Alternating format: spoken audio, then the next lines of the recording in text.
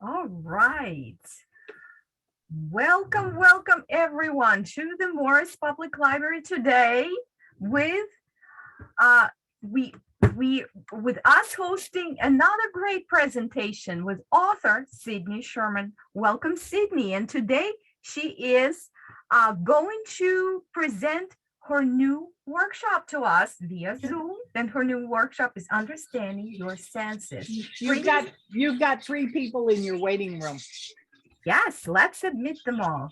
Wonderful. Okay.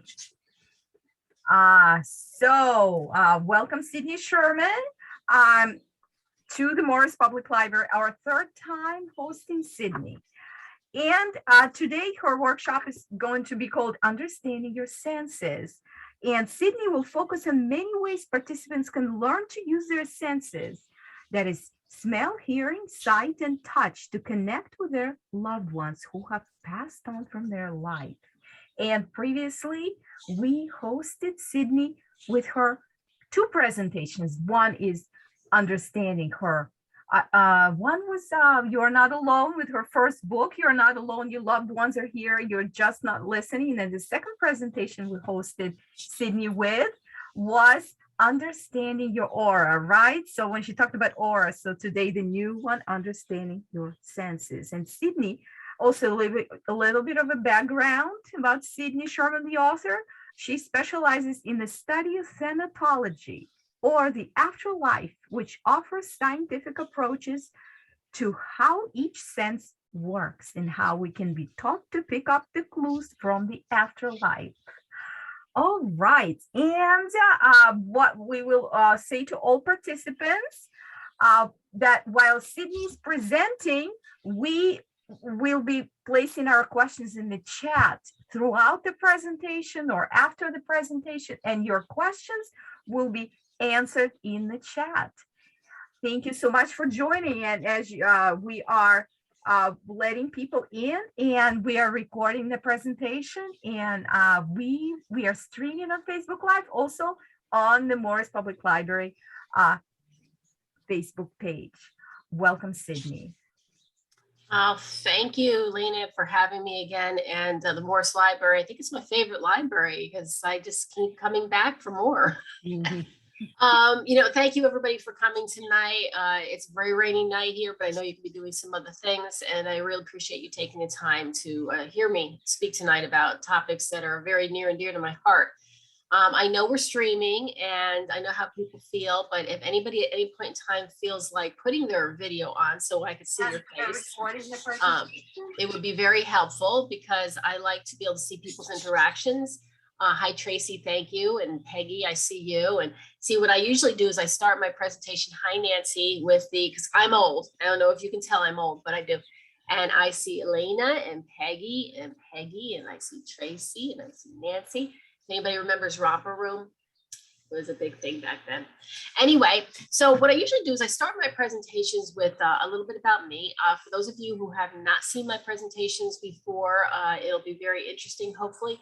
I like to let people know about me because I think it helps them understand why I talk about what I do, where I get my information from, and to know that I do have a history with this. And so I'm not just talking about things that I don't have any knowledge of. I also like to tell people in the very beginning, everything you hear tonight that comes out of my mouth. Hi, Delcy. Everything you hear comes out of my mouth tonight is a fact check. Since scientific, I don't talk about any of the nonsense when it comes to this. Everything is based on science. The understanding your senses, being able to use your senses to connect to your loved ones has been known and widely documented for at least 150 years, so it's not new. So in order to do this, though, you really need to go spend a nice day at your local library, because that's where you're going to find all the information on everything I talk about tonight. So just always like to give a plug to the libraries because they're so valuable and we need them so much. So with that being said, and hi, Kim and Mary Ann. I see faces now. That's nice. Thank you. Okay, so look at this is my COVID hair. Just want you to, I don't know if you can see it. So, if I could look like this, it's fine. We're here for a good time. So for those of you who don't know me, I was born in Milford, Connecticut in 1962. I came from a normal family. I mean, typical for those times, for those of you who lived during those times. And I was the youngest child of 4 kids. I had 2 older brothers and an older sister. Father worked, mother stayed home, typical. Girl Scouts, brownies. I was in ballet, softball, things like that. I never knew that our family was different than anybody else because honestly, when you're little, you just assume that everything's going on in your home is going on in other people's homes. So I didn't really think about it too much. I didn't really know that there was anything different until I was in kindergarten. And years ago, they used to have morning and afternoon kindergarten. I don't know if they still have that, but I was in the afternoon class. And I was standing outside talking to a friend of mine and waiting to go in. And all of a sudden, a little girl, and I'll call her Spirit for right now, and we'll talk about that later, came up to me and started talking to me. Well, this was quite normal. So I just responded back. Well, my friend wanted to know who I was speaking to. And she kept asking me over and over again, who are you talking to? There's nobody there. And I'm 6, but I'm frustrated because I'm thinking, what do you mean there's nobody there? What is wrong? So I'm thinking something's wrong with her. She's thinking something's wrong with me, as kids will do. I called her stupid. She called me stupid. I don't really know who called the other stupid first, but the whole line of kids started laughing at me. And I got very embarrassed, number one, and I was so confused, but I started crying and I ran home to my mother. When I got home, my mother, after getting the shock of me being back home, she wanted to know what happened. And I told her. She looked at my grandfather, who was staying with us at the time, and she said, take her. Now, before I go on with that story, I need to explain to you a little bit about my grandfather, who is so important to tonight's discussion, and you will hear me repeat, about him. But I want to give you a little history on him too. So my grandfather was born on the Penobscot Reservation, and he lived there until he was 22 years old. And they didn't have a schooling there. As a matter of fact, there really weren't any jobs. They were very poor. They were pretty lazy and very much alcoholics. And this is my family I'm talking about. So he lived there until he was 22. Then he moved out to Connecticut, and he met my grandmother and pretty quickly got married. Well, being a very bad alcoholic, this is how the scenario would go. He would drink. My grandmother would throw him out. He would be picked up by the police and brought to the police department. My father, being a local police officer, would have to go pick his own father at the police station. How embarrassing. And he would come back to our house to detox for 3 days. Wash, rinse, repeat, over and over and over and over again. So it was during this time, one of these times, he happened to be at our house. And this is my papa. Right here on the cover of my first book, right here. He was a wonderful man, very sweet, very kind. He was not an angry drunk. He was a, crying kind of drunk, but he was very smart. He was also a naturalist, which for those of you who don't know, he believed that everything was based on energy. Everything came from the earth, that the earth and humans were tied. They were tied completely together. You couldn't separate one from the other, and that the earth provided for everything that we needed. That's just how he was raised and how I was also raised.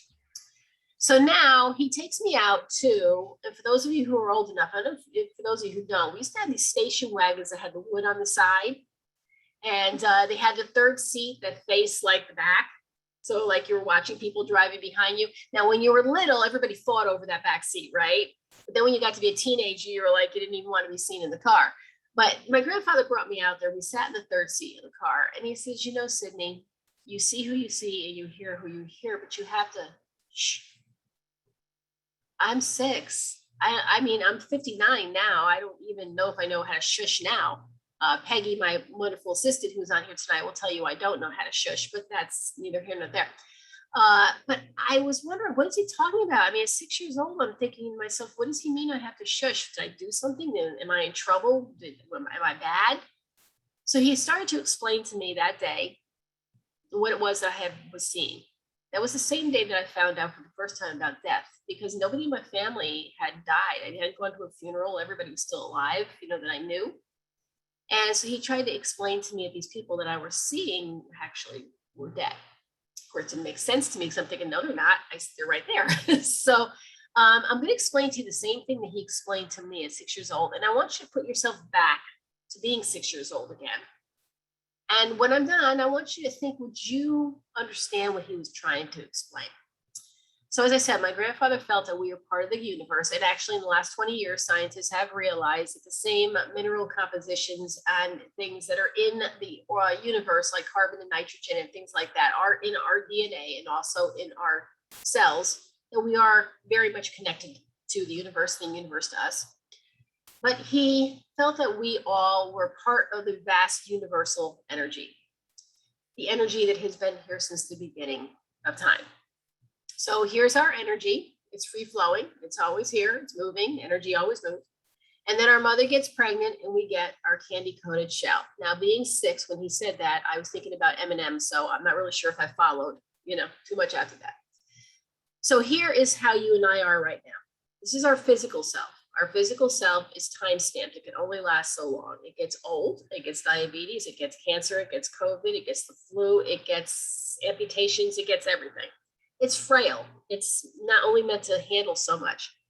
And this is our energy. So here we all are right now. At some point in time, at the time of our death, there's a separation of our physical self in the ground or cremated, whatever your choice happens to be, but we're still here. I was 6. How many of you truly think you would have gotten that? Would you have gotten that 6? No. Honestly, and I'm telling you the truth, I thought, Pop-Pop's drinking again, he found something somewhere in the house, I don't know. But that was my first thought. But then when I realized that that's not true, I started thinking to myself, wow, what does this mean? What is he trying to tell me? Is there something wrong with me? I know he tried to make me feel comforted and tried to explain to me, but I think at 6, it was too hard to comprehend. So I wound up feeling more terrified than anything else of something I shouldn't have been terrified of. So as I get older, I was really good about, I got to tell you, there was a couple times that I wrote about it in my first book that I oopsied. But the one story that I like the best, I like to tell people so they can really see what I'm all about here, and it'll make sense later when we talk, is when I was in 2nd grade. We were outside the playground and we were playing Duck, Duck, Goose. Now, I don't know who remembers Duck, Duck, Goose. For those of you who remember, my understanding is that they can't play it anymore because you can't touch each other. You could take a dodgeball and throw it and smack somebody in the head, but you can't. I don't know, this is what I'm being told. Anyway, we used to play Duck, Duck, Goose. Now, it was a wonderful game, but I was never picked. I was not a popular kid. So here I would do the same thing every time, sit in that circle and just wait for the horror to be over, anticipation of nothing. And all of a sudden, this one particular day, the most important kid or popular kid in 2nd grade, if that could happen, came around and tapped me on the head, said goose, and started running. Well, I was thrilled. And I did what every normal kid would do. I jumped up. I was like, okay, we shall never pass this way again. I'm telling you, it'll never happen again. So I'm going to make it count. And I thought, I was smart enough to think to myself, okay, now I have to pick a popular kid, because if I pick a popular kid, then I'll be popular. I think that's how it goes anyway. So I'm eyeing the circle, and halfway around the circle, sitting on the ground, was this little girl, just as pathetic as I was, not picked for anything either. And a woman standing behind her saying, pick her. Well, I don't want to pick her. She's not popular. Well, my mother raised me right. So when I got around, I tapped her on the head. I said, goose, and I start running. Well, she's not following me. So I go back, I tap her on the head, but this time I stand there and I say, goose. She doesn't even look up. So what do? I start looking at the lady and I'm saying, you told me to pick her. I picked her. She's goose and she won't get up. I tapped her on the head. Next thing I know, the whole circle of kids is laughing at me. And I'm like, ruh-roh. So I was very embarrassed once again. And I ran into the schoolroom, and I just knew that when the kids came back from recess, I was going to really get whacked. But that didn't happen. When the kids came back in from the playground, they took their seats, and my teacher, my favorite teacher, Miss Tingley, came up to me. She said, Sydney, you want to go outside and clap erasers? Okay, so first of all, I don't know who here is young. I see Marianne, looks like she's got some youngins in the background, maybe. I can't really tell. But just, I'm assuming you ladies are less than maybe 40 years old. Yeah, okay. So let me tell you something cool. Before dry erase boards, we used to have something that was called chalk. And we would write on the boards, and everyone wanted to clap erasers. I mean, because it's just a great thing to do, right?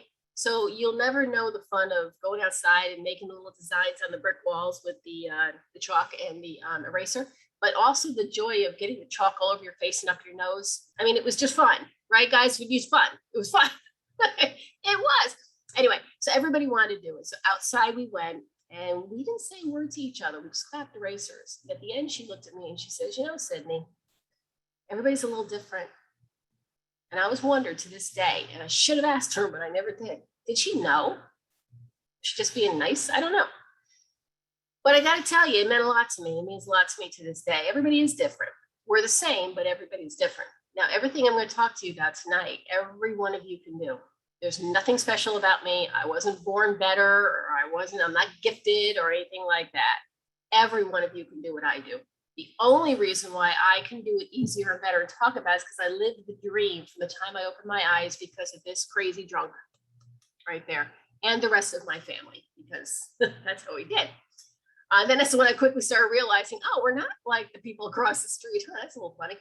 Anyway, so I did pretty good. I went through school, and when I was in, junior year of high school, I started to see the shows coming out. We're going to see them again because Halloween's coming. The Poltergeist, the Amityville Horror. And I'm thinking to myself, that's not what they look like.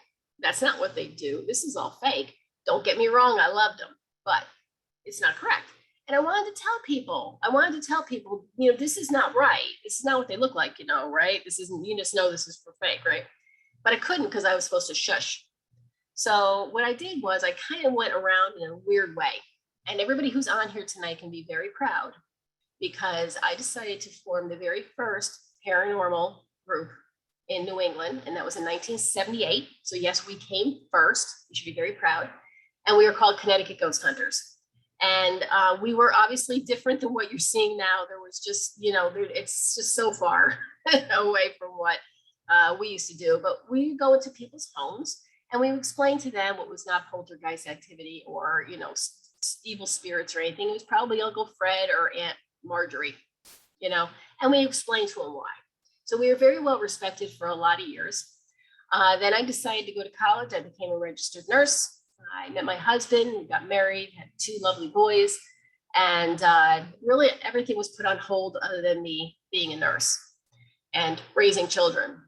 And then in 2011, I've been seeing the shows once again, the Ghost Hunters, the Paranormal State, the Paranormal Puppy, all these shows.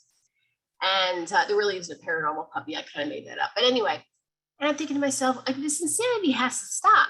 The insanity has to stop. These shows, don't be getting me wrong.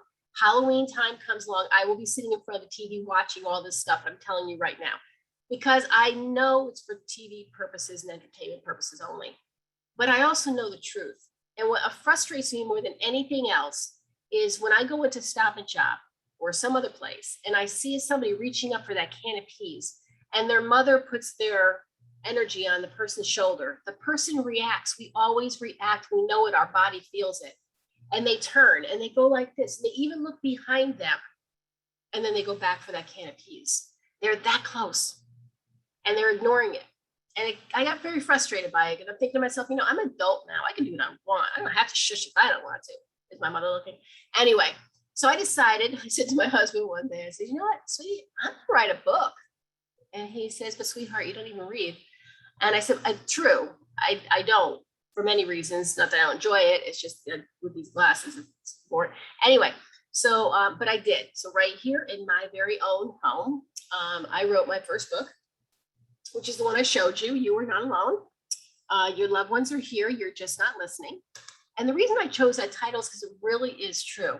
Your loved ones are here. It is not them. They are trying their darndest to get your attention, but there's so many things vying for your attention and you've never been taught how to know about them that, you're not doing it on purpose, but you are missing a lot. And hopefully tonight this will help.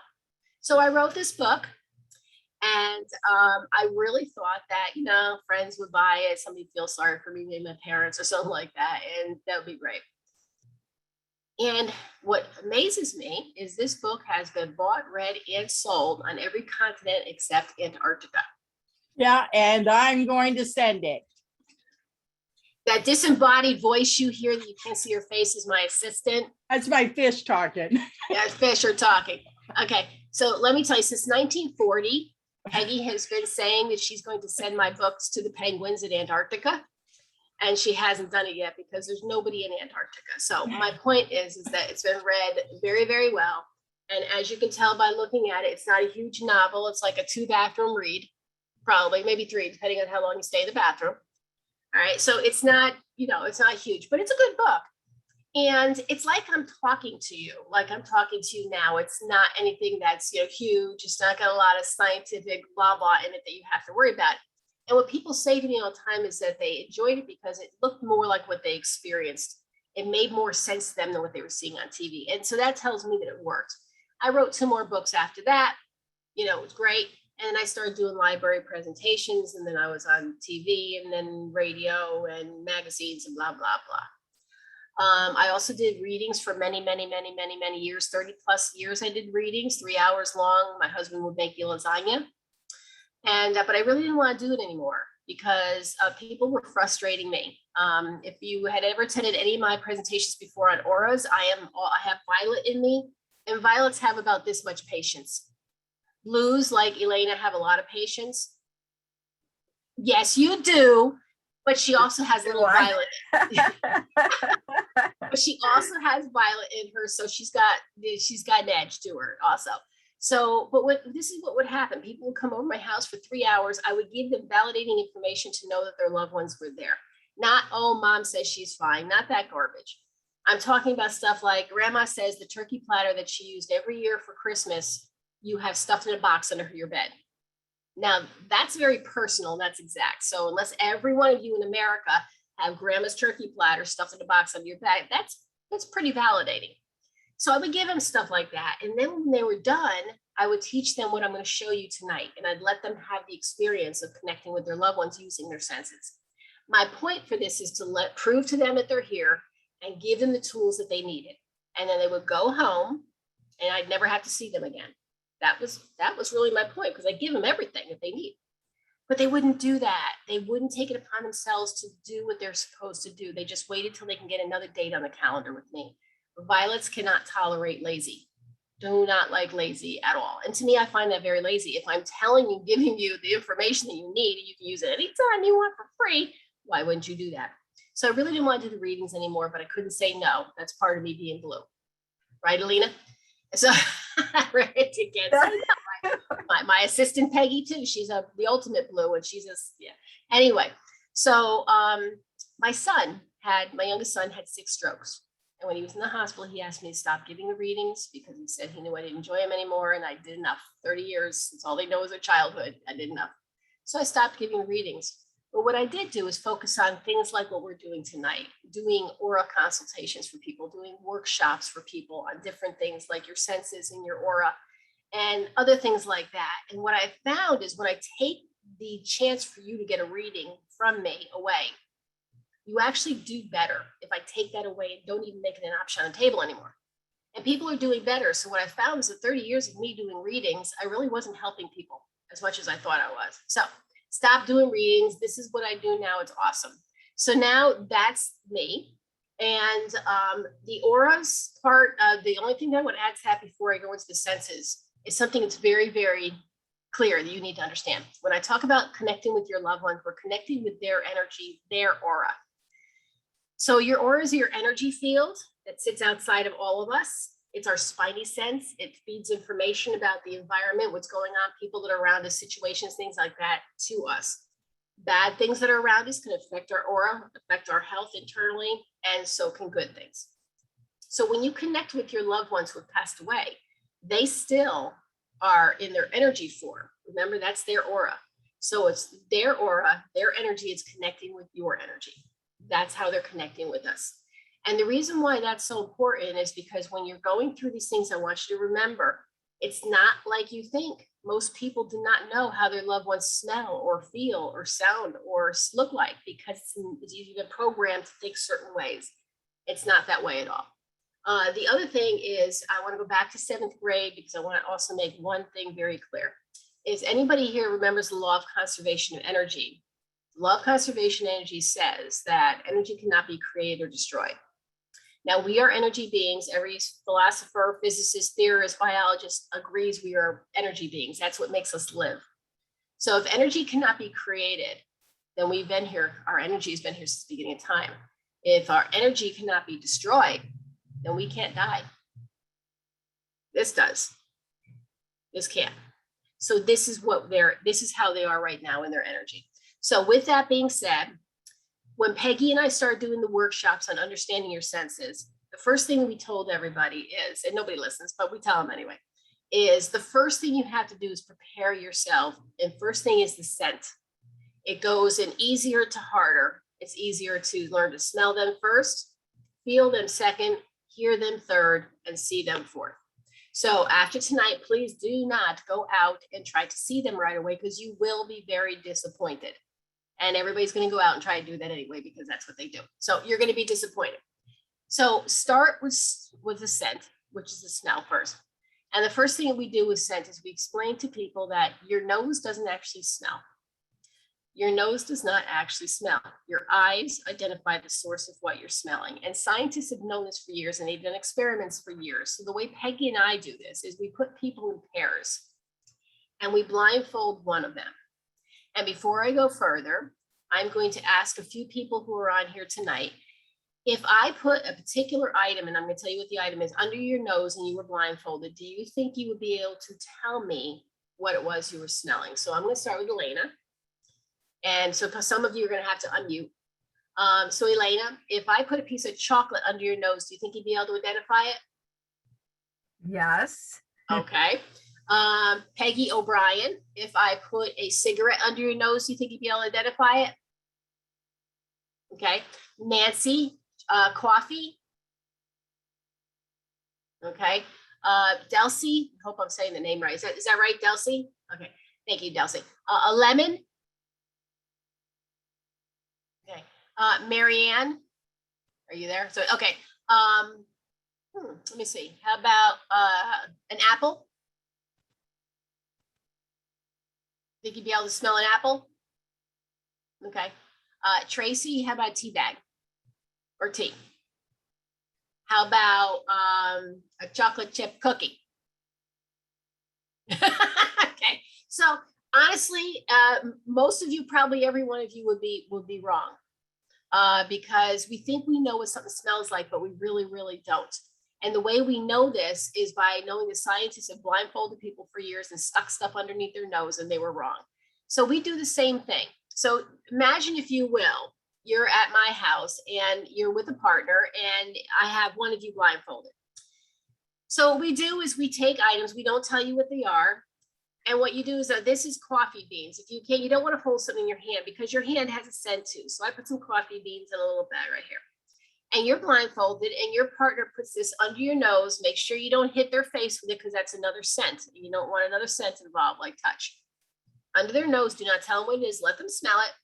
Ask them what it is. If they get it right, don't tell them. If they get it wrong, don't tell them. Okay. So let's just say that now Marianne's holding the coffee beans under whoever else is with their nose, and they're smelling. All I know is that's lemon pledge. Okay. So then we go to the next person, and we hold a garlic. And again, I put it in a little tray. And usually what I do is break the garlic so it's open a little bit. And they're sniffing and they're sniffing and they're sniffing, and they say, oh, that's chocolate.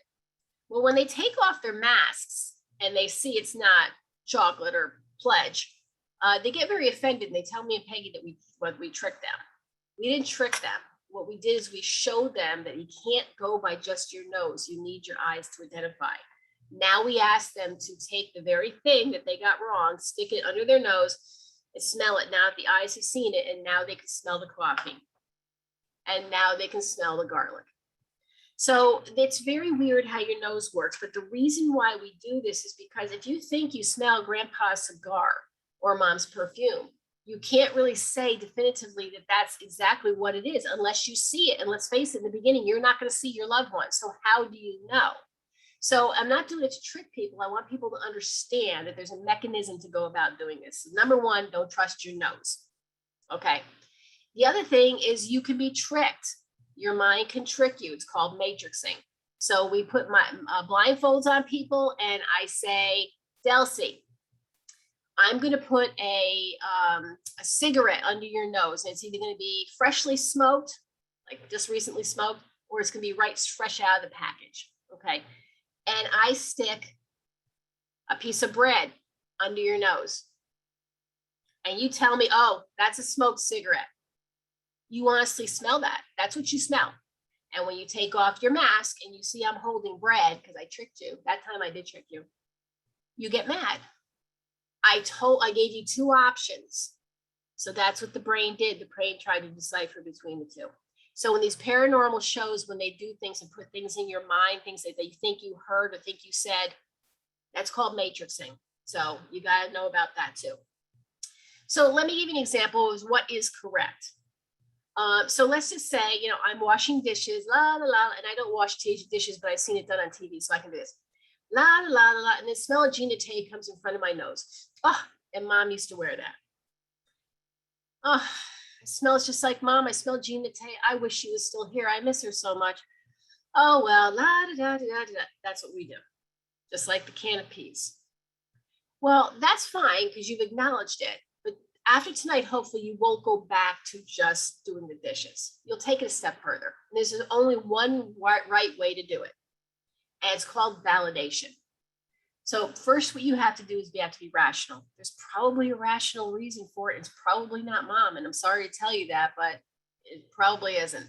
So the first thing you do is you're like, could that be the dishwashing liquid? No. How about the Glade plug-in freshener? No. How about my shampoo, my conditioner, my deodorant, my lotion? Oh, the window's open. Could something be coming in from outside? Is somebody else in the house? Did they just spray perfume? And you go looking for the cause. And you know what? You might be getting close and all of a sudden find out it's kitty litter and you get bummed. That's what the brain smelled when it was certainly not her perfume. But at least you know.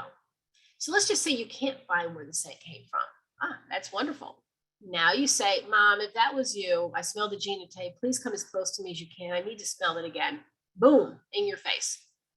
Wow, that was awesome, Mom. Thank you so much, but I still need to know it's you, Mom. I'm sorry, please do it again. Boom, in your face. Mom, I can't believe it. I just been missing you so much. Do you see what your granddaughter's doing to me? Please come close to me again. I just really need to make sure it's you. Boom. I don't care if you do this 4, 5, 6, 7, 8, 9, 10, all the live long day. I don't really care. But if you do the rational thing first and look for the cause, and then you do ask them to do something by name and they repeat it every time you ask them to do it multiple times, that leaves out happenstance. You need to stop washing them dishes, go sit down and go talk to Mom. And it's as easy as that. So, I tell people this and people say, you know what? I smelled Dad's cherry cigar the other day. Oh, good. How did you validate that? Oh, I didn't. I just smelled it when I was walking up the steps, but I know it's Dad. No, you don't. And they get mad at me because I'm going to sit there and I'm going to tell them, you don't know this. And I told you what to do. Why don't you want to do it 2 or 3 or 4 or 5 or 6 times? Yeah, because you might get bummed and you might find out it's not Dad. That does stink. But most of the times you'll find out it is them. And isn't that wonderful? So it's worth the time being put in. Also, the difference between environmental smells and your loved ones is very easy. When your loved ones come close to you and use their energy to create their familiar scent, it's not a wavering thing. It's not a wafting thing like from another room. Like somebody sprayed a thing of perfume and you're like, I think I smell perfume. Yeah, it's getting stronger. Yeah, that's definitely perfume. It's not that at all. What it is that it smells like they sprayed the perfume right in your face. Shh. Like they're baking the bread right under your nose. Like they lit the cigarette right in your face. It's fresh. It's happening. Okay, that's the other way. Environmental is more of a wavering. You're not really sure. You have to try to figure it out kind of thing. So that's scent. First thing to learn how to do. The brain remembers by repetition. Remember A, B, C, D, E, F, G in school over and over again. Well, the brain remembers by practicing something and getting used to something over and over again. So please do this because it's to your benefit. And I'm assuming it's why everybody's here tonight. So the next thing is touch. Okay. So they don't have hands anymore. They don't. They have energy. So when they're taking their energy, their aura, and connecting with your energy, your aura, it feels a certain way. And a lot of times people say to me, oh, they're cold. Ooh, God, they're so cold. And I'll say, well, why do you say they're cold? Well, because they're dead. Okay, no, wrong. That's TV. Okay, they're actually quite warm. They're quite warm. Their energy, they're actually warm. So that's another piece of, you know what else is a piece of misinformation? I forgot to tell you. this is how crazy these shows go. So I like to keep everything scientific and straightforward and no nonsense. The word paranormal. And paranormal is a great word, but everybody uses it. What you think of is so spooky or dead people hurting you or something like that. Paranormal, it means above the normal or outside the normal. So if every morning I have waffles for breakfast and this morning I decide to have Rice Krispies, that's paranormal. I mean, if you think about it, it's outside the normal. So see how people play on words, even the word medium. People used to say, oh, you're a medium, you're a medium. Medium just comes from the word media, somebody who says something, somebody who tells a story, and people go all sorts of nuts. So I like to keep it straightforward, right where it's supposed to be without any, silver bells and tinsel and all that stuff. Okay, so when they're touching you, they're touching your energy. So there's two ways that they feel. And one way is like, here it is, a very thin washcloth. You see this ratty thin washcloth, like the 99-cent store and not like a JCPenney plush washcloth. Again, if you see someone coming to you to put this washcloth on you, your body is going to feel it differently than if you couldn't see where it came from and all of a sudden you felt something on your body. So you can't practice this doing it to yourself, what I'm going to show you next. It's just not going to work because your brain is already anticipating that it's coming. All right. So what we do is, again, with the partners, one partner is blindfolded. We have, and I'm going to use my arm for demonstration, but you can do any part of your body for this. So we have your partner take their hand and just plop their hand down on the other partner's arm. The person who is blindfolded has to say, oh, yes, I know that's a hand. I can feel the weight. I can feel the fingers. I can feel the thumb. It's definitely weighted on there. I would definitely know it's a hand. Okay, that's good. Then they take the washcloth and they just drop it down. Just drop it. Don't try to be neat about it. Drop it down. I know something's there, but it's more spaced out. It takes up more room. It's not cold. It's got a warmth to it. It's not heavy, but the longer it sits there and it settles, it gets a little heavier. Okay, good.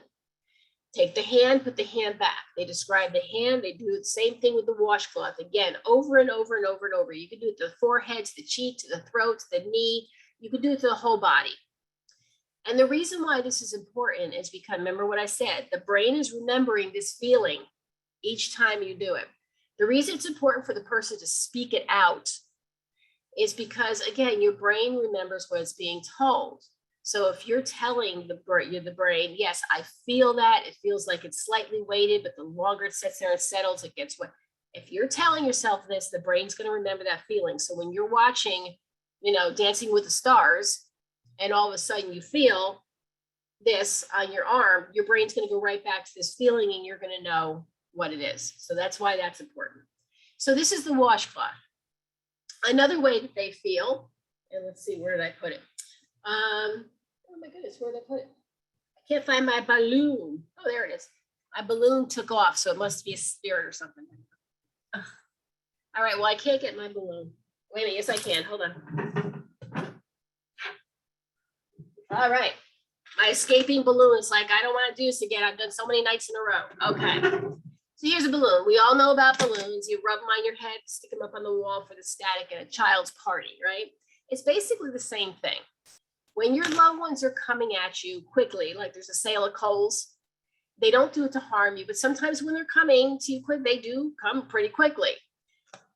It feels like the tickly of a balloon. So again, what we do is, because you're not going to be able to see them do this, and you can't do it yourself because there'll be that anticipation.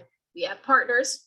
One gets blindfolded. The other one rubs the balloon up against their head, and they hold it over different parts of the person's body, over their hand, over their arm. And the person has to say right cheek, forehead, shoulders, left elbow, whatever.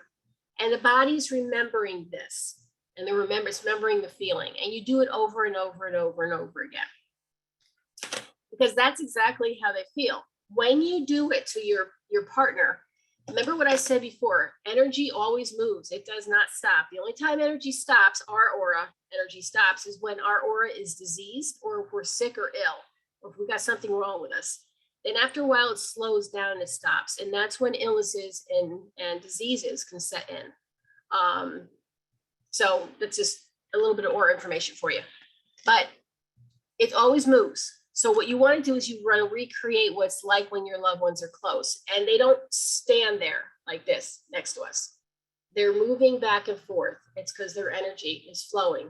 So when you're holding it over the person's arm or leg or wherever it is, maybe half an inch, make sure you rock it back and forth or side to side. Make sure it stays moving. Don't just hold it there because you want to recreate the feeling. There's one other way that they feel, and I think everybody should try it. Is anybody ever, if you're washing dishes or you have your back turned and all of a sudden you feel like somebody's walking up behind you, so you turn around quick, but nobody's there?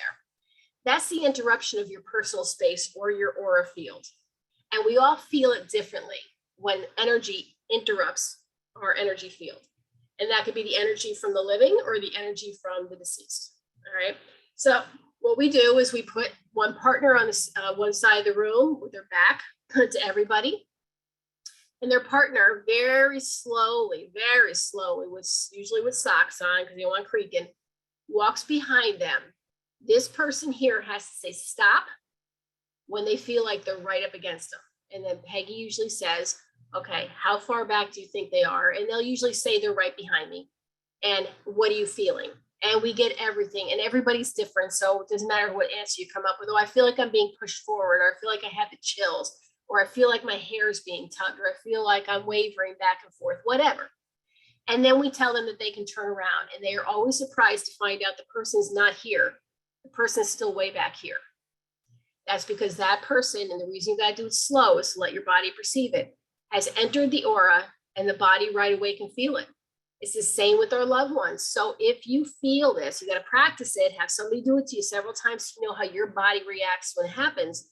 So that when you're home alone and all of a sudden you start to feel that and you get that feeling, you turn around, unless somebody came into your house and they're not there, chances are mom, dad, sister, brother, child, uncle is there.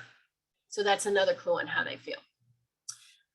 So smelling and feeling, easy. Those are the only two things you should be practicing right now, because every time you do these things, we have a little thing in the center of our brain that's called the pineal gland or the pineal gland.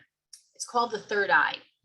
And it reacts to learning new things or sending new signals from the brain through neurotransmitters. So it's loving all this, but it has to get to where it needs to be to get to the higher level, which is hearing and seeing. So please practice just the smelling and the feeling first, and don't even try, because you're going to get to this point, you're going to say, oh, this isn't working. You're going to go about your life. And this is not true. So hearing, when your loved one talks to you and they're talking in your ear, the very first thing it feels like is like you got a bug crawling in your ear. And you're like, ugh, what is that? Okay. So you know what? Maybe you got a bug crawling in your ear. Maybe your earwax is settling. Who knows? Maybe you got fluid in your ear. Have to be rational. So you check out those things. But if not, it doesn't hurt to say, Mom, are you trying to say something? If you are, Mom, just say one word, my first name, right here in my right ear, Mom, right there. Ooh, get that tickle. But Mom, if that's really you, do me a favor. Again, just my name, one word, right here in my right. Ooh. And then you switch it up. Mom, if you can do that again for me, my name, just one word, right here in my left ear. Ooh. Play with them. Switch it up back and forth. Same thing with the feeling. If you think you feel Mom touching your right cheek, ask her to touch it in your forehead, and then ask her to touch your elbow, and ask her to touch your left hand. And if you keep getting these responses all over, again, you know it's them. That's the validation. So with the hearing, that's what you're going to do. After a little while that happens, you get this really kind of freaky, more of a vibrating hum going on in your ear that sounds like, ooh, ooh, ooh, like that. And I got to tell you, it's a little annoying. And because they speak on electromagnetic waves, not on vocal cord sounds like me, like my annoying voice that you've been listening to. So there is a little vibration to it. But that's good. It means you're kicking it up a notch. Your brain is getting used to hearing this new form of communication, this new wave of communication. And then after a while it advances, and there's really not much you can do about that, again, other than asking them to switch back and forth to make sure that you're doing what you're supposed to be doing. Then next thing you know, you start to hear what sounds like nothing, but it starts to sound like gurgle, gurgle, gurgle. If worms or words are trying to form, but it's muffled, it's kind of weird, but it's definitely something there.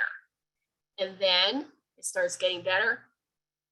Kurgi, Kurgi, Kurgi, and then pretty soon Peggy.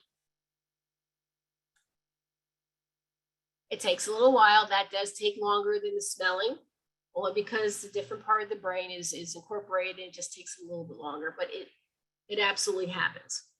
So that's wonderful. Now you hear Peggy. They don't say a whole bunch. They're not going to sing In-A-Gadda-Da Vida for you. They're not going to recite the Bill of Rights. They're not going to do that, but they will answer questions more than yes or no. A lot of times when they talk, they miss words. So instead of saying I am here, they say I hear, but that's okay. You'll get what they're trying to say. They also lack of vocal cords. So they don't have inflection and vibration like we do. So they do talk kind of monotone. So they talk like this. But again, you'll recognize their voice. And sometimes they talk slow. Sometimes you already know what they're going to say before they finish it because they're talking so slow. And it's annoying. But sometimes that's how they sound too. Also, please don't go by the voice, how do I say this? The sound, how loud their voice was when they were alive.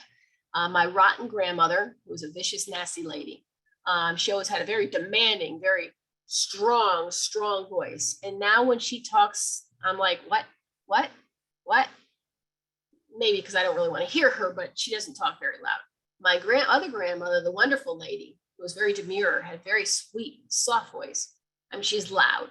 So, you can't go by that either. So, but you'll recognize the voice. So I have to take a sip of coffee. Excuse me a second. Cold coffee, yum. All right, so that's how you do hearing. Now, hearing, I used to do the EVPs with people and show them how to do a proper EVP because I was so frustrated by what they showed on TV and the nonsense and everything. But what I found out is even though I show people, if you really, really had to do an EVP, had to do it the right way, they still would do that instead of using their ear. It's almost like cheating. They don't want to put the work in. So I was like, no, I'm not going to do that. I'm not going to do that because if I show you how to do it, that's what you're all going to do. You're going to buy tape recorders and you're going to do that. And honestly, you got these. You're supposed to use it to hear them. You're supposed to use this to feel them. You're supposed to use this to smell them. So it's kind of like the readings. I'm taking it off the table and I'm kind of forcing you to use what you were given and that you have with you 24/7 so you can hear them all the time. Now, sight is kind of easy. Sight is, you see them or you don't. And most people will. But again, they don't look like what you think. So you got to remember, they're in this energy form now. They're not in a physical appearance. They will take on a physical appearance. It's not for them. They don't need it anymore, but for us, for validation. So they will take on a form to present to us so we know who they are. When they take on this physical form, the physical form is perfect in every single way. And wouldn't we pick that for ourselves? I mean, if you're going to come back, you don't really need a body. Aren't you going to be all like cellulite free and, all that other stuff? So they come back, their hair is beautiful, their teeth are beautiful, their eyes are beautiful. If they die 60, 70, 80, 90 years old, they always come back in their mid to late 20s to very early 30s. I will tell you, I do not know why that is. I haven't been dead yet. And I haven't been told why that is. I have to guess and assume that, again, I mean, knowing me, if I was going to come back to present to somebody, I'm going to make sure I look fantastic. So I'm assuming that's why they're doing that, but I can't really tell you that for sure.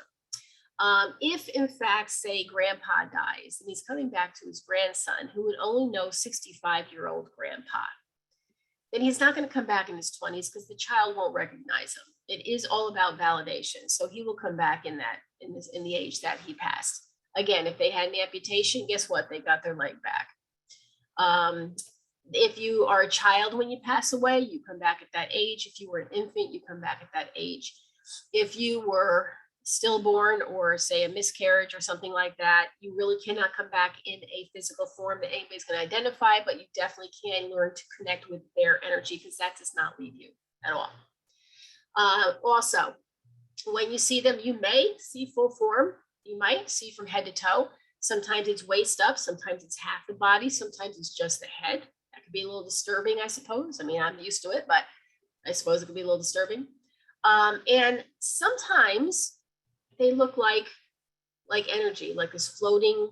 It's not an orb. Do not ever say the word orb to me because Peggy will tell you I blow a casket. I blow a casket. I blow a gasket. That was not even funny. Anyway, so they come in energy form, but it's a full form.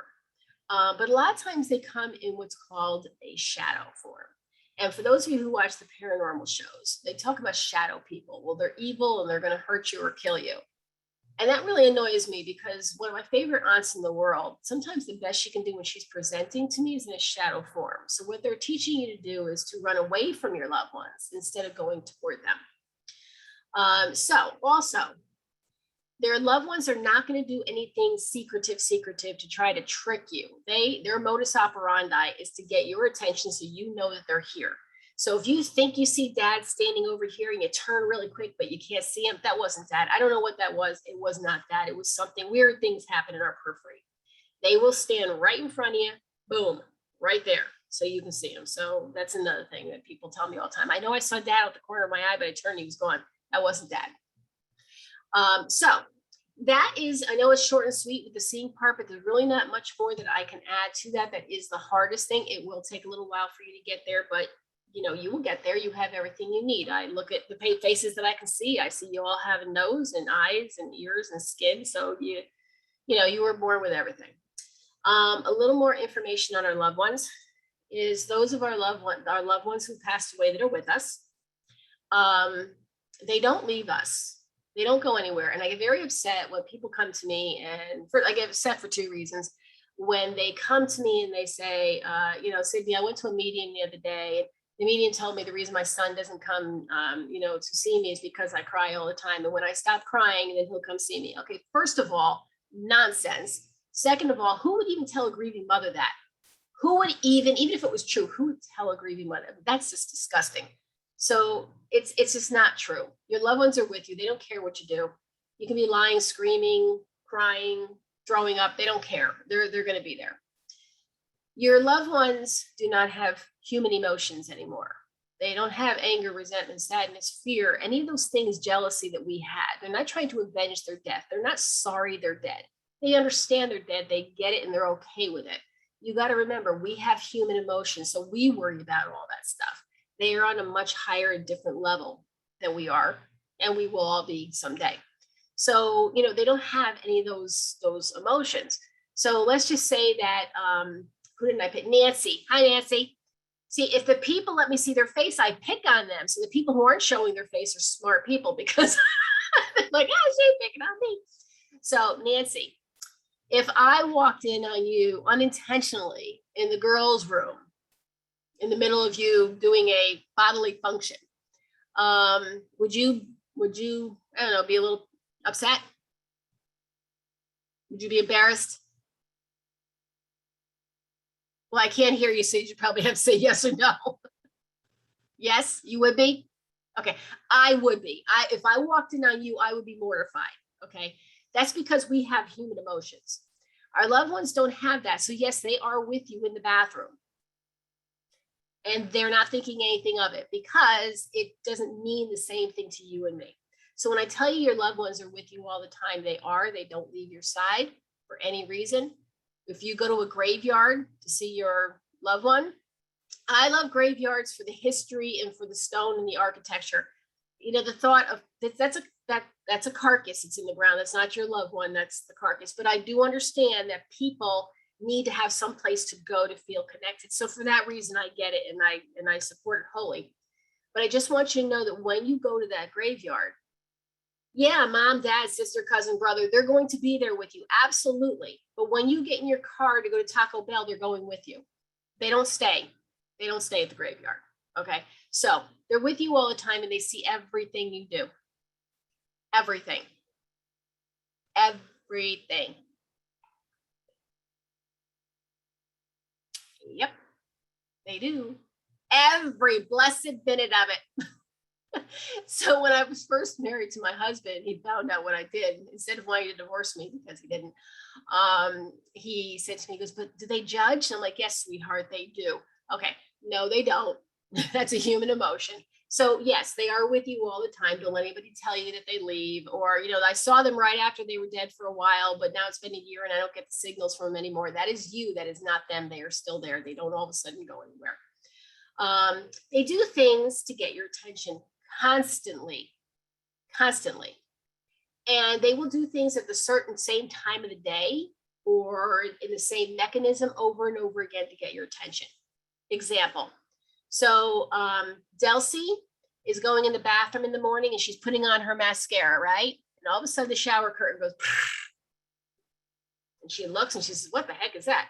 Well, maybe the door is open, the window's open, the fan kicked on, the cat jumped in there, and you check it out, Delcy, and there's nothing there. And you're like, ah. So you go about your business. The next morning you go in the bathroom and you're putting the mascara on and goes the shower curtain again. You're like, what the? And you turn around, you look, and you can't see anything. And you try to figure it out. Third morning, fourth morning, fifth morning, sixth morning. After a while, Delcy, are you not going to be like, okay, what is going on? That's them. Now, I could pick up better ways for them to get your attention, but if you're not paying attention, that's good enough for you to finally say, okay, enough. Who is it? What are you doing? What do you want? Okay. So they will do things like that. They will do things in repetitive nature to get your attention. They will come in your dreams. The difference between them coming in your dream and your brain just reliving something. If you are reliving, or if you are dreaming about an event that you actually did with mom or dad or sister, whoever else, a place you went, someplace you used to frequent, an event that you used to go to, that's probably just your brain reliving it. But if you are having a conversation or they're involved with something that's actually truly going on in your life right now that they wouldn't be a part of because they weren't here in the physical, that leads more credence to the fact that they are actually coming to you in your dreams. But what I tell people is when you wake up in the morning, say, Mom, that was great. I really enjoyed shopping with you at Kohl's last night, but I need to see you here now with my eyes when I'm awake. Show me something, Mom. Show me something. So energy to energy is easy. They're taking their energy to connect with our energy to listen to their personal smell, easy. Their energy to connect to our energy to touch is easy. Same thing with the ear. It's a little harder and the sight, but again, they can do it. If you want them to move an item, an inanimate object, like say this bottle of water, it just takes them a little bit longer. That's energy to an inanimate object. They can do it, but just allow them time to do it. So I give people this example. Everybody wants to come to me and show me all the pennies that great grandma left for them. I'm going to tell you, I'm 59 years old, and maybe twice in my life have I seen where a coin was actually left by a loved one. The rest of them are pennies that we've dropped out of our pockets. People don't want to believe that. And what I also find is people will look at the date and they'll say, in 1960, I think that was the day that grandpa started his new job at. Stop it. They're not going to make things so vague for you that you have to try to make up a story and see if it fits. They don't do that. And people drop change. But remember what I told you before about the validation, easy enough to do. So you get up in the morning, you go out in your car. Oh, look, there's a penny on the floor. I wonder if Dad left it for me. No, you probably dropped it, but let's see. So you pick it up, you go back in the house and you say, Dad, did you leave this penny for me? I'm going to leave it on the coffee table. And when I come back from work later, I want to see it next to the bed, on the bedside table next to my bed. You go off to work, you come back, it's gone off the coffee table, and it's on your bedside table. Unless you live with somebody and somebody, touched it. But that's not enough. You go to the bedside, you pick it up and you say, Dad, this is awesome, good for you. But I just have to really know, Dad, I'm going to put this back down on the bedside table. And afterwards, when I come back after dinner, I want to see it back on the coffee table. And you go and have dinner and you come back and it's on the coffee table. That's still not good enough. You probably all look at me saying, yes, that's fantastic. Not really, not yet. So then you pick up the penny and you say, Dad, thank you. I really appreciate it. Miss you so much. I can't wait to start talking to you. I'm going to put the penny back down on the coffee table. But when I get up tomorrow morning, I don't want to see it on the coffee table. I want to see it back on the floor in my car like I found it this morning. You go to sleep, you get up in the morning, it's off the coffee table, it's back on the floor. That's Dad. And if you do anything different than that, you don't know. And the reason I'm telling you that one time isn't enough, two times isn't enough, is you have to convince this stubborn thing up here Because if you don't do it this way, you're always going to be questioning, just wasn't his, maybe it was, maybe it wasn't, could it be, maybe it. I think after doing it with him, basically he's making a run at the house, you've pretty much convinced yourself and your brain knows that this actually happened. So they will do things like that. Cardinals, butterflies, they do not become cardinals and butterflies. They don't do that. What they can do is they can manipulate the environment to make that cardinal every single day sit outside your window and stare at you while you're having coffee. But that's still not good enough because guess what? We have cardinals. So you got to validate, mom, dad, whoever. If that's you, tomorrow morning when I get up to have my coffee, can you be sitting on that? Can you have the bird, be sitting on that branch again? You wake up the next morning and the bird's there. Thanks. Tomorrow, I want that bush over there, not in this bush. Can you guys have the bird go over there in that bush? Next morning you wake up, that bird's over in that bush. That's how you know. I get sad because I see all these people, they want so badly to know their loved ones are with them. They'll believe just about anything. And I'm here to say, I'm not trying to take the wind out of your sails. I'm just saying that you will never get to truly know if your loved one's there and have those experiences unless you have the facts. And they're not cardinals and they're not butterflies. And the clouds are not creating a heart for you because mom did it. Okay. And the oil staining your driveway in the shape of a heart, that's not that. So they're not going to do stuff like that. Anyway, but they do all sorts of other wonderful things. Will they take your keys? Yes. Will they move things to drive you crazy? Yes, they will do all that sort of stuff. But again, you have to validate. So with that being said, I hope everybody understands how to use your senses. Peggy, I think, put up in the chat my email, Sydney Sherman author. I'm sorry, so it's long, at Yahoo. It is with a Y. People try to email me Sydney S-I. That's not me. At yahoo.com, and then Sydney Sherman author.net. No, excuse me, .com. Wait a minute. Sydney Sherman author at yahoo.com and Sydney Sherman author.com. That's me. If you have any questions, feel free to email me. If you would like to know any more information about auras or where I'm going to be or how to get my book, Elena, I think the library has a copy of both my You Are Not Alone and my Gifted Innocence. Absolutely. We do have You Are Not Alone, and we will put your recently donated book. I really appreciate it. We'll put your Gifted Innocence into our collection pretty soon. Thank you so much for your donation. So we have two of Sydney's books in there. They can be requested in our catalog, and so that is great.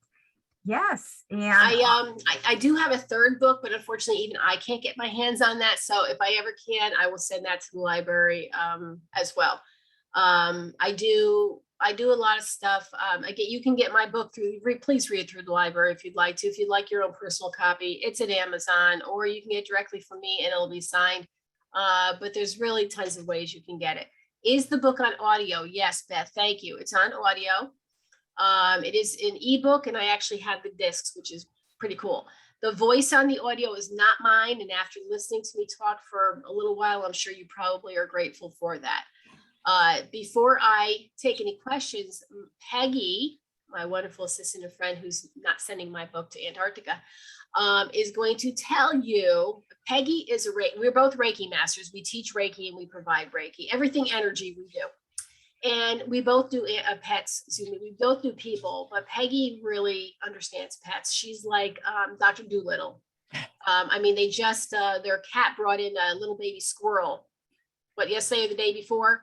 And they're over here with a little syringe feeding little baby. And now they got a couple more because they found the mother's dead and they found the rest of it. She has birds in the background chirping. She's like a little Dr. Doolittle. But she is very good when it comes to pets. So she's going to talk to you for a moment about what to see with your pets who've passed away or your pets that are still alive. Go ahead, Peggy. Okay. So your past pets are with you just like your loved ones. After a pet has passed, make sure you keep their toys, their leashes, their collars. You can roll a ball across the floor, and of course, like Sydney had said, it takes a while, but sometimes they will bring it back to you. My I have a squeaky toy that I still have of my dogs, and every once in a while, when I'm alone, all of a sudden I'll hear a squeak, and it's not one of the animals. Um, but you can coax them up onto your lap. You know, if you have a cat that likes to jump up on your lap or jump in your bed at night, you can feel them. My Kelly, she still opens the door on me in the bathroom. Because you know, when I come running home, I don't shut the door all the way, and she pushes it open. Your live ones, your live animals, you got to take cues from them. They can see spirits and sense spirits pretty much better than we can. They have extraordinary sense that is much sharper than humans. If you see your dog standing in the corner barking at nothing or growling, or if your cat is staring at a wall hissing and arching their back, take a cue from them. You know, if like your mother's passed away or if your father's passed away, say to them, Dad, is that you? Come and touch me. Or Mom. But you gotta take their cue, because they see it more than we do. Very good, Peggy, and thank you. You're welcome. When we do Reiki and stuff like that, it's really a wonderful experience to get Reiki and to give Reiki, but to watch Peggy with Reiki doing with pets. I mean, pets like me too, dogs and cats, they like me. I'm allergic to cats. But it's like they just melt with Peggy, and I'm a little jealous of her because they just kind of like sit there and take it, and then they look like they're falling asleep. Anyway, but she's like I said, she's my Dr. Doolittle, and she's a blue. So with that being said, I'm going to look at some of the questions that Peggy did not answer here in the chat. Elaine, is that how you want to do that? Yeah, absolutely. If you're comfortable taking a look, there are a bunch of questions and answering them. Then Okay, yes, I'm and more are arriving. I think the first one we did. I think is it Nancy? Yeah, I think the first one is from Nancy, right after Peggy's note. Yeah. Okay, what do you do if you don't know who it is? I get that question every single time. Everybody knows somebody who has died, and you have people with you who have died years and years, decades before you were born, that you don't even know and you don't really even care about. I mean, let's face it, when I was a little kid, I had loved ones around me that I never knew because everybody was alive that I knew. They're still with me. They don't go anywhere. I just get more people when they pass away added to me.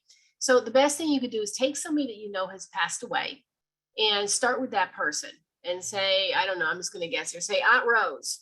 Okay. If you're with me, I know you always smell like peach cobbler, or like a woman the other day I had, you smell like Bengay. Can you come close to me? I'd like to smell your Bengay. You know, try a couple things. Don't give up after the first time. Remember, it's you're getting used to the scent. It's you doing that. So you have to give them a little time. If you try a couple of things, including like the touching, and it doesn't work, move on to another person. I've never talked to anybody in all my years doing this that has not been able to figure out who most of the people are around them. It does sometimes take a little work, but now your loved ones that obviously you want to talk to, the ones that passed away, the people who are with you are your loved ones. Kids you went to school with, people, next door neighbors who passed away, stuff like that, they do not come to you. There is a biological connection. They are with their family members. Now, with that being said, if someone actually dies, like someday when I die, because Peggy and I have been so close for so long, and she's like my sister, I probably wouldn't end up being with Peggy because we are like sisters. I would hope that we would be. And let's just say that you were adopted as a child and your adopted father passed away. Well, it very well could be that you might end up having your adopted parents and your biological parents that you never met with you. But as far as friends and acquaintances and stuff like that, that's not usually what happens. It really is people who are related to you or extremely close, like family. Okay, so I'm going to go on to the next question here. I don't know any sense for my mother or deceased grandson. How would I know their sense? You know what? people have said that to me for years also. And all of us have a scent. And I can't tell you how many times when I work with people, they would tell me that they just didn't smell like anything. And all of a sudden I would have their loved one come close to them. And they'd say, oh yes, I know that's my mother because I smell that fresh sheet scent. I never even thought about it. And if that's right, she always smelled like the fabric softener. We forget, but everybody does have a scent. And in all my years of doing this, I've never had anybody who actually wasn't able to figure out or remember a particular scent. You may have to just call your mother to you and just say, Mom, come close to me, and then use your nose and see if you smell anything, and do it several times. I'll be very surprised if you don't, even if it's something like garlic or something like cereal. Everybody has something that's tied to them, like my grandmother's chicken soup. So, everybody has some type of scent to that is familiar, even if it's not a cologne. I'm not talking about cologne scent. It could be anything. It can be soil. It could be literally dirt. It could be oil because they work gas, because they work at the gas station. So just ask them to come close to you and use your nose and just keep smelling, see if you get a scent. It can be very vague, but it should grow after that. And same thing with your grandson, especially a younger kid. I mean, think about the things that he did. I don't know how old he was, but the things that he was into. He was a little boy and he was sweaty because he was playing sports all the time, or if it's because he was outside playing in the mud, or if his favorite thing was chocolate chip cookies or whatever. There's usually a scent that's tied to them. I'm with Joan why is my thing not working?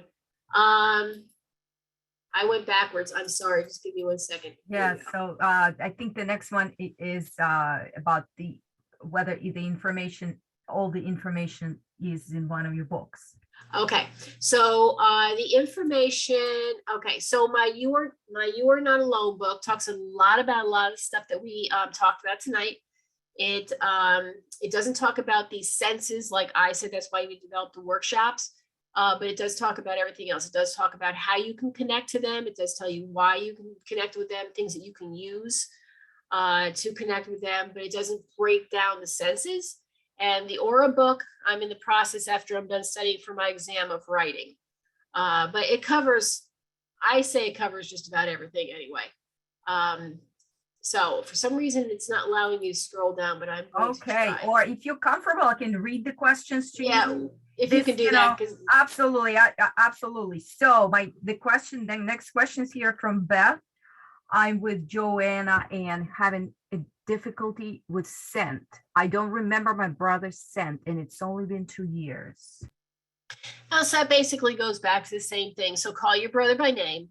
Chances are your brother's with you because he's a close family member. And just call him by name and say, look, I'm trying from the beginning. I want to learn to smell you. I can't remember what you smell like. I know you enjoy things. You worked outside, you did blah, blah, blah. Can you please come close to me? Just stand close to me just so I can try to pick something up. And again, do it several times and you'll get something, even if it's very vague. Even like I said, if it's a very vague thing. I had this lady a couple of years back. It was amazing. And she kept telling me that her son smelled like nothing, that he wore no cologne. He didn't even use flavored, shampoo or soap or anything because of his allergies. And all of a sudden I smelled like licorice coming from him, and a black licorice. And I said to her, I keep smelling black licorice. And she turned around, she goes, oh, my kid. She goes, my God. She goes, that kid and his black licorice. She goes, every time when he was younger, if he'd get 10 cents for his, for doing chores around the house, he had to go buy black. There you go. But in the instant, she wasn't thinking of anything that it was tied to. So again, call them to you. Tell them what you're trying to do. Tell them, say, look, I'm trying to learn to use my senses because I want to connect to you. And I'm going to start with my nose. You need to remember what you smell like. Can you come real close to me? Just stay here. Give me an opportunity to smell you. Okay. What's next? Thank you. Next one. How can our loved ones be with us and also with others in the family? Oh, this is my favorite question. I usually cover it in the You Are Not Alone. Because, who asked that question? Joanne? I think I see the top of the thing. If I'm saying this right, it's Joanna. Okay. So Joanna, the reason it is because we have to stop seeing them in their physical form. In our physical form, we are restricted. If I want to stop, go get a Dunkin' Donuts coffee right now, I have to literally leave, dress, go get in the car, go Dunkin' Donuts. They're in their energy form. They're not in a physical form anymore. There's no restrictions. So think of it as them literally being a part of the universe, so that they're a part of everything. They can see everything going on. So my grandmother, the rotten one, is with my sister and me, and my sister Cheryl and myself. And it makes sense because my sister's a lot like her, but that's another story. But yes, it's like a fly on the wall. And I could say to my grandmother, what's Cheryl doing right now? What's going on? But yes, they can be with different people. We don't limit anything that they can do. If grandma was only 4'0" and weighed 92 pounds soaking wet, and when she was alive, because she couldn't lift up a ladder, she can do that now. Don't put restrictions on. They can do anything they want at any time for any reason. So as soon as you always see them in a physical form or restrict them, it's not going to work out well. So yes, they can see everything. So think of them as being in a cloud, not heaven, but think of them as being like in a cloud. They're looking down. They can just see everything, and they can be with everybody at the same time. It's more of a knowledge base that they're in right now than a visual and a physical. Okay, who's next? Beth, question from Beth. Every time you ask your loved ones to appear, do they? Yeah. And even when you don't, I mean, let's face it, they're right there. As my grandfather always said, they're one step to the side. And when I see them, that's how they are. They're literally right here. They're not floating above us and with wings and not screaming from the fiery pits of hell. So you don't even have to actually ask them to be with you, because they already are.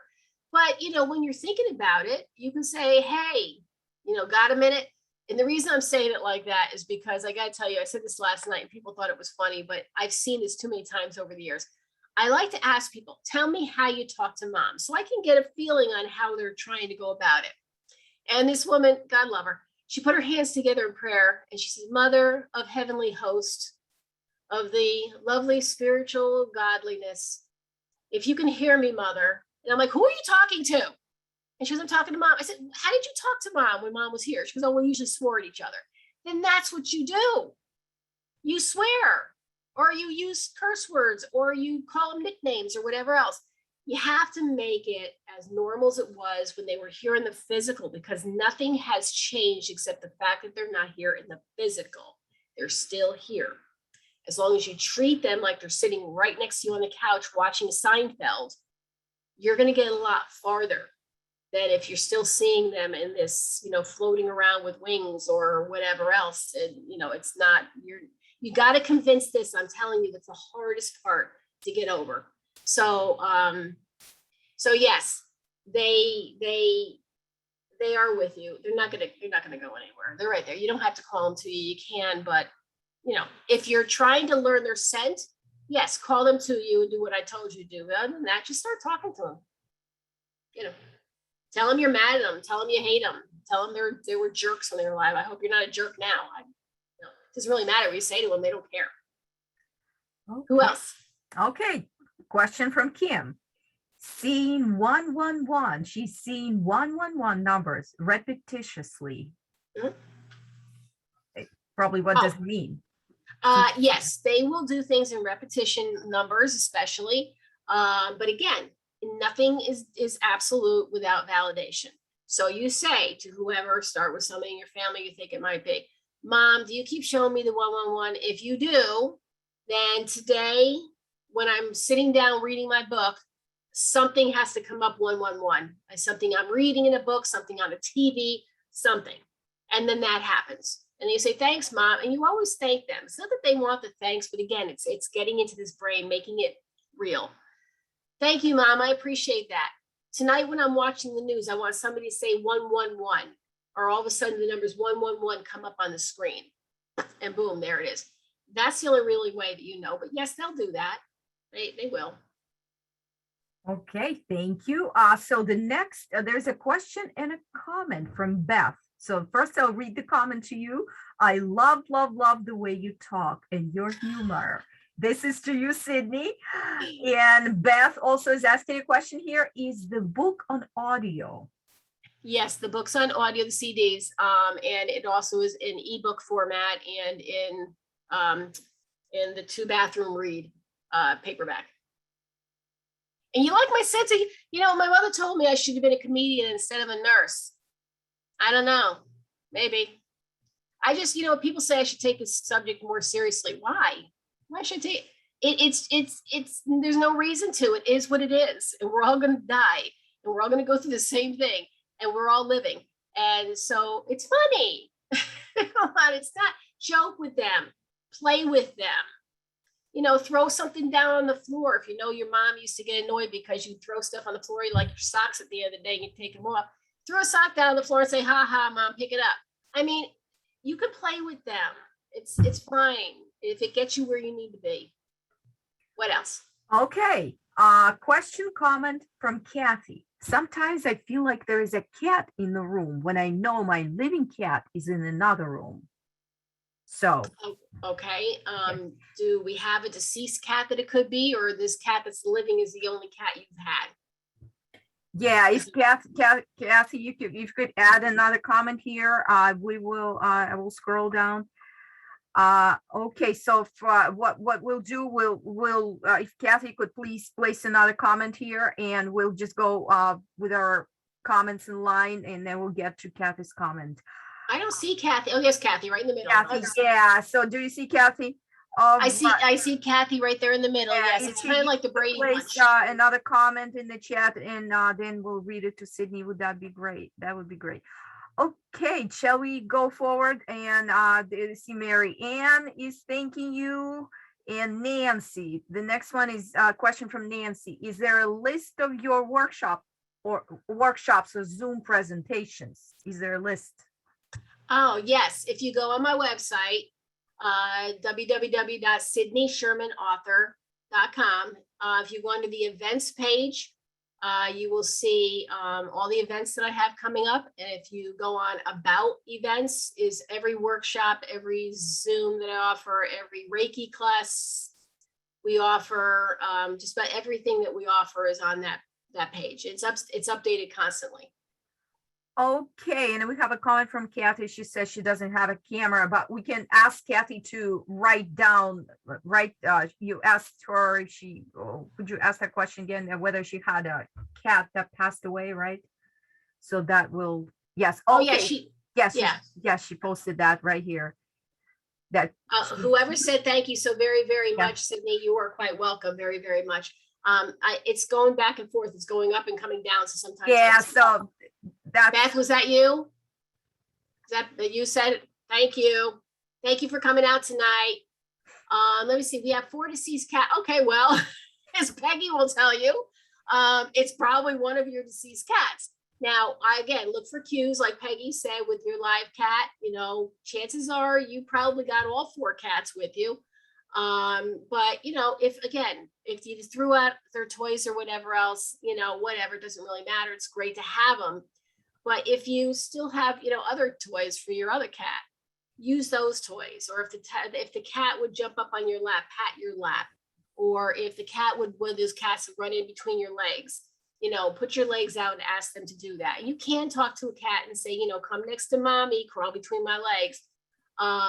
You can figure out if the cat is there very easily by just looking to have them recreate things that they used to do when they were alive. Actually, animals, I think, are easier than people. All right. So there's one more comment from Diane. She says, my mom has slammed doors and whooshed through me once near the kitchen window. Wow, that's awesome. They will slam things. They will knock things over. They will drop things. And they do that on purpose, again, to get your attention. And first thing people think of is it's a demon or a ghost in their house. No, they'll do that too. They'll pull your hair. They'll even slap you. But it's not to harm you, it's to get your attention. So if mom's doing that, again, first thing people think of is a demon. And then second thing they think of is their loved one. Oh, there's something imminent. They're trying to get my attention. They're desperate to get my attention. Probably not. They're probably just trying to up the ante. So what I would do is if she slams a cabinet, if you know what cabinet she slammed, I would go over, take the slammed cabinet, slam it and say, look, I can do that too. Your turn. Stuff like that. Whoosh by me again, mom. I'm here right now. And hopefully you would have practiced that distancing thing that I told you, where you could feel, them coming past you or your interruption of your personal space. Have fun with them, play. It's a good thing. Okay, we have a couple of thank you notes here from Nancy and from Kathy. And yeah, and from Joan. Thanks, Sydney, for a great night. And thank you. It's been very interesting. And Nancy's looking forward to continue to learn more. Beautiful. I saw something that was missed. Did you? Oh, Yeah, Mary Ann wanted to know, how do we find out what color we are? Oh, aura color. Well, that's a whole other story. Okay, so first of all, you can't see your own aura, and you really kind of have to learn to see auras. So you can learn how to see auras. I'm telling you right now, and it's not because I wanted to write another book, because I swore I'd never write another one again, because I honestly, they take a lot of time, and I'm just really not into doing that. But what I found is the information out there's a lot of information on auras, is that there's a little bit of this here and a little bit of that there. So they'll tell you about the color over here, but they won't tell you the characteristics and traits that go with it, or they tell you about the traits, but they won't tell you about the color or the physiological diseases that you're, probably going to get. So I decided to put everything in a package. So I can't even direct you to a book. I am sorry. But either way, and I wish I had the book here, the Magic Eye book. So if you were around the 70s, the big thing about the Magic Eye, you couldn't see what a picture was until you held the book close to your face and then pulled it out, and then the picture popped out. It's kind of learning how to hold your eyes a certain way without staring, without blinking, and only looking for a few seconds, and you start to see the aura. But in order to really be able to know what your aura color is, you kind of have to have somebody like myself and Peggy who know how to see auras. And I teach people how to see auras all the time. I do aura consultations. And they honestly, I think I'm like 100% successful. Because it's really not hard. Again, we are meant to see our deceased loved ones. We are meant to. It's written, it's been documented back since, what did I come up with the other day? 678 BC.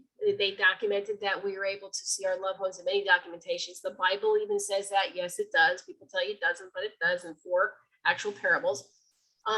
So we're supposed to see our loved ones. We're supposed to see people's auras. It's a gift that we are given so that we can survive. It is a survival mode, but we've lost it because we haven't been taught it. So I teach people how to do that. And auras is actually very easy. It comes to people quite quickly. So somebody like Elena and Peggy and myself, we are life colors. I'm a violet and blue. Peggy's a blue, and Elena's a violet and blue also. Mostly blue, but she's got a little violet. I can't tell you the rest of you. The reason I know their colors is because I've seen them. But certain aura colors do have certain traits. And so, even if I can't see you, by asking a whole bunch of questions, like about 20 questions, I can easily tell whether you're life color and earth tone color, and if so, what the color is. So if you're a blue, like Peggy is, blues are empaths. They're Mother Nature's favorite child. They are the giving people. They're always in the helping field. They will do for others before they will do for anybody else. Nature calls them, nature heals them. So they need to be at the beach. They need to take the walk outside with the fall leaves. They need to hear the babbling brook. They need to feel, they need all this stuff. It heals them internally. So that's the blue. A violet, and like I said, both Elena and I have both colors in this. Violet is the same as blue, and because you have to have blue to violet, and have to have violet for blue, and then we split. So violet's a little more of the universe's favorite friend. So like they're looking down the world and they see things, they act like know-it-all sometimes because they already know something's going to happen, and they already got people figured out, and people frustrate them, and they don't like people who are lazy. And I mean, it's a whole bunch of stuff to violets. They're basically very good people. And they also have different traits, like Peggy, my lovely friend Peggy is more susceptible, being blue, to like endocrine disorders like diabetes, which she does have. She has to watch out for the female types of breast cancers because those are predominant in her color. Myself and Elena have to worry more about the colon cancers and the autoimmune diseases. I have lupus. So things go, there's traits and characteristics. And a green, and I always tell people about green whether they want to ask me it or not, and Elena knows about this. Greens are earth tone colors. Greens, everybody should stay away from. Now, if you don't know how to see colors because you haven't learned yet, nobody's taught you how to do that, that's fine, but you just by characteristics and traits, So if you know anybody who is maniacal, self-loving, a liar, a cheat, a swindler, misogynist, maniacal. They come across Prince Charming in the beginning, but then do nothing but using you, and they don't care about the carnage they leave in their wake. They are all about themselves. They love nobody. Everybody else is dumber than they are. And they are just the epitome of everything. And they deserve everything that they get because they've worked hard for it, and nobody else deserves anything because everybody else is below that person. So if anybody you know it fits in that category, they are a green, and you stay away from them because they're not good for your biological energy. They actually create physical damage to our aura. So how do you know how to see your color? You have to come to see somebody that knows how to do it. I'm sorry, it's just the way it is. But then you can see auras, and you can see other people's auras. And then you can teach people how to see auras, and that's just the way it works. Very long answer, but I love auras. Can you tell that? I just love talking Yeah, about it. thank you. Thank you so much for going over that a little bit. Yes. Well, And I already did the aura presentation for Morris, right? yes, I yes, thought so. Okay. you did. Absolutely. And yes, we really enjoyed the presentations. So I do have a question from Diane. Do you need to verbally talk to them or to the loved ones, or do they hear it from your thoughts? Oh, good question, Diane. Both. It doesn't matter. They can do both. So you can verbally talk it, and I'll be in Stop and Shop, and I'll be talking to my grandmother, but that's me. But you can do that. And, you can also talk, with your mind. But remember what I said before, I really want you all to make it as real as possible. Like their death never even happened, or, like maybe they're just a caterpillar and they're just in a new form right now. And if you wouldn't have talked to mom or dad in your mind, but with your mouth, that's the best way to do it, because again, you're making it real. But I understand if you're in Kohl's shopping and you want to ask mom if the shirt looks good on you, you don't want to say with people standing around you, hey mom, what you think? Too fat for this? What are you laughing at, Peggy? Anyway, do whatever you want. Hey, I figure it this way. It doesn't matter how you get there as long as you get there. So if you feel better at doing it in some transcendental type of way, then do it that way. It's fine. Okay. Yeah. How'd you get over there? You were just over here. Oh my goodness. Right. So I do see a couple of thank yous from Barbara, from Delcy. Thank you, Sydney. This was very interesting. And shall we ask patrons to ask more questions in the chat while we are still here? Please do that. Anybody can ask whatever they'd like, or if they don't feel comfortable asking a question, they can email me a question or whatever.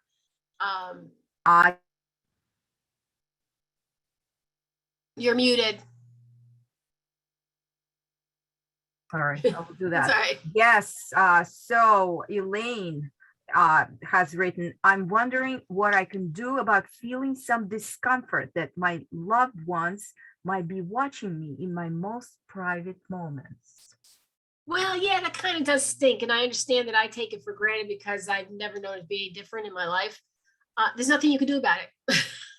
And you will be standing there watching people too at some point in time. I don't know if there's anything I could do to make you feel uncomfortable, other than the fact that try to take comfort in the fact that they are with you all the time and they don't leave you.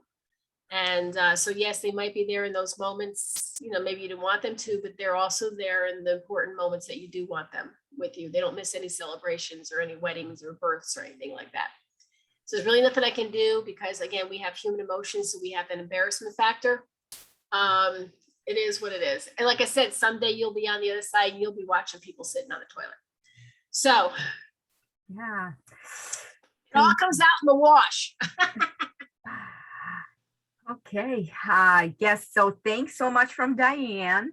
And then there's a comment from Beth, need to drop again. Thank you so very much. Quite interesting. And my curiosity has been piqued. We'll definitely pursue it. This is from Beth. Thank you, Beth. I hope you enjoyed it. All right. Hi, Tracy. And nobody else has any questions? Any questions, comments, write in the chat and we're here. I will read them to Sydney and Sydney will graciously answer them. I really appreciate it. Okay. And also while we're waiting for questions, if there are any more, I will say that the presentation is being recorded. I will do my best to place it on YouTube and feature on my website, morrispubliclibraries.net this week. Though, while we're waiting for that feature, we are streaming the presentation right now on Facebook Live. And Facebook Live, Morris Public Library, Connecticut. Find our webpage there, webpage, Facebook page on Facebook.com, and the presentation will be there too.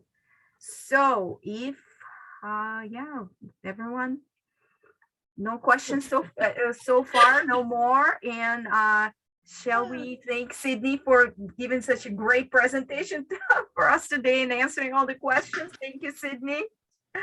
Oh, thank you, everyone. As always, thank you, Peggy. She's always my right hand, left Thank hand, you, back Peggy. hand, the whole bit. Thank you, Peggy and Sydney. And this is, as I've mentioned it many times, the third time we're hosting Sydney Sherman with the Morris Public Library, this time online. And this has been really great. And thank you all for coming. I really, really, really appreciate it, and it has been a wonderful night. All right, thank you, everybody. Please stay safe, and I'm sure we'll talk again soon because we always reconnect at some point in time.